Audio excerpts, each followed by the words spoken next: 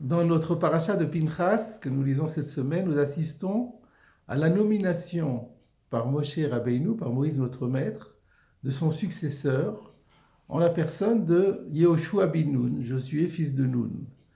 Et le Midrash, rapporté par Rashi, constate que Dieu avait demandé à Moshe d'imposer sa main sur la tête de Josué en signe de nomination, et que Moshe, de sa propre initiative, a imposé les deux mains. Et le commentaire est que Moshe a ainsi fait preuve d'une extraordinaire générosité en donnant, en remplissant Yoshua de sagesse, comme on remplit à ras-bord un ustensile. Il est permis de s'interroger et de se poser la question de savoir comment peut avoir l'imposition des mains un tel impact, alors qu'apparemment il s'agit simplement d'un geste symbolique. Pour éclairer ce passage, je voudrais tout d'abord vous faire part du commentaire lumineux du Rav de Brisk sur la paracha de Vayeler, qui démontre dans cette paracha qu'en réalité, Moshe Rabbeinu avait deux titres, avait deux fonctions fondamentales. D'une part, c'était le président du Sanhédrin. Et d'autre part, il était le roi d'Israël. Le chef d'État, dans le langage biblique et talmudique, c'est un roi.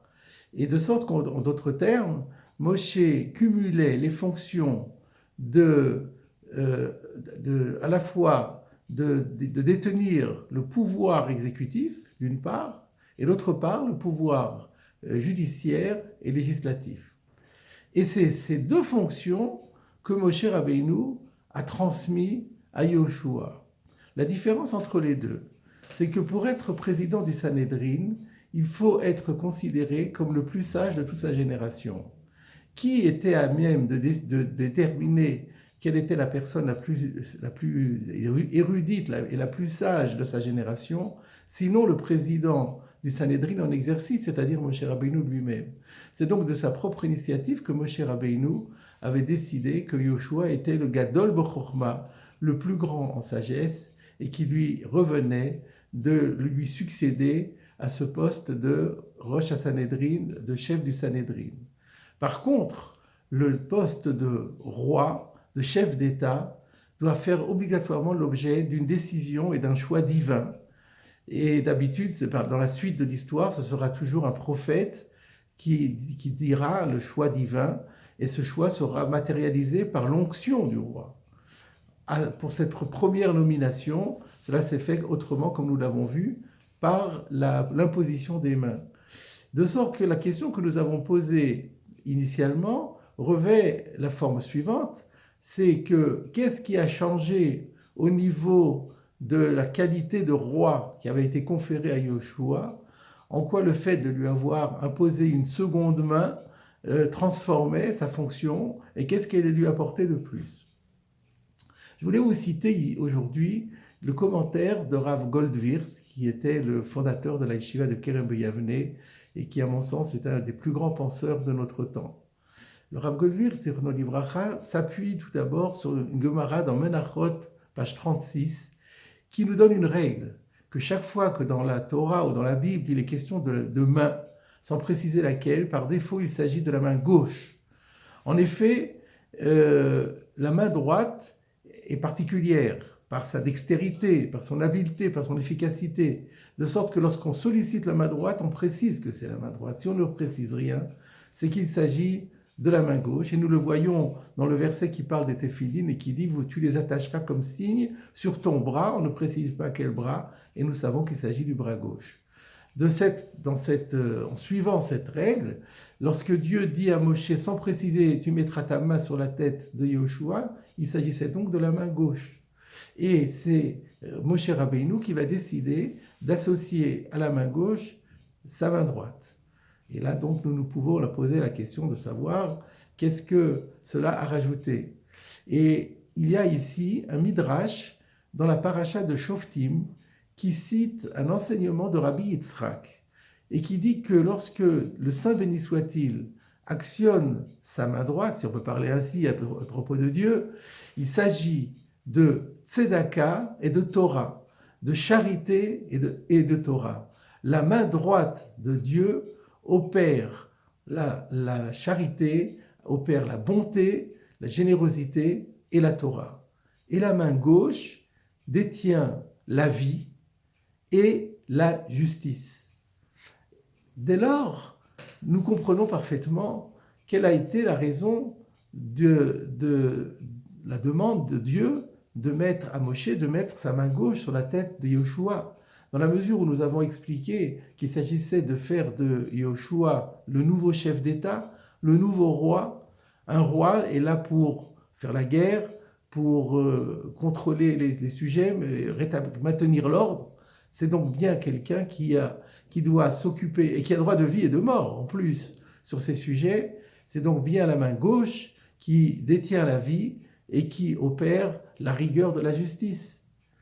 Et on comprend que l'initiative de Moshe Rabbeinu a été d'associer à cette rigueur et à cette gestion de la vie la Torah, l'enseignement de la Torah. Rav Goldwirth, pour appuyer cette explication, relie notre passage à un autre passage fameux de la Torah, à la fin du Sefer Bereshit, lorsque Joseph amène ses deux enfants, ses deux garçons, Ménaché et Ephraïm, à son père Yaakov, pour qu'il leur adresse une bénédiction avant sa mort. Et nous connaissons bien ce passage.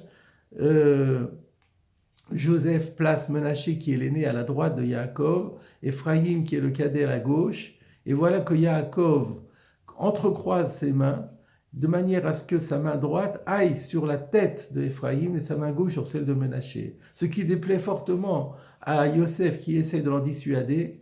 Mais Yaakov lui répond en disant « Je sais, mon fils ». Rachi explique « Je sais que Ménaché est l'aîné ». Et effectivement, il deviendra un peuple et il sera grand. Mais sache que Ephraïm sera encore plus grand que lui. Et Rachi explique de qui parle-t-on ici, à qui fait-on allusion? À Yehoshua, qui sera chargé d'octroyer la terre d'Israël à Israël et de lui enseigner la Torah. Et voilà que nous trouvons les deux dimensions dont nous avions parlé. Octroyer la terre d'Israël, c'est-à-dire faire opérer la conquête de la terre d'Israël, puis la distribuer aux différentes tribus, ça sera le rôle du roi. Et enseigner la Torah, ce sera le rôle du Rosh HaSanhedrin. Nous retrouvons ici les deux dimensions dont nous avions parlé à propos de Yehoshua.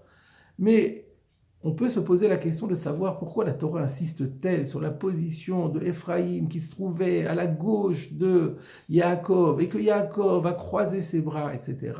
Pourquoi est-ce si important? Pourquoi cela mérite une telle insistance?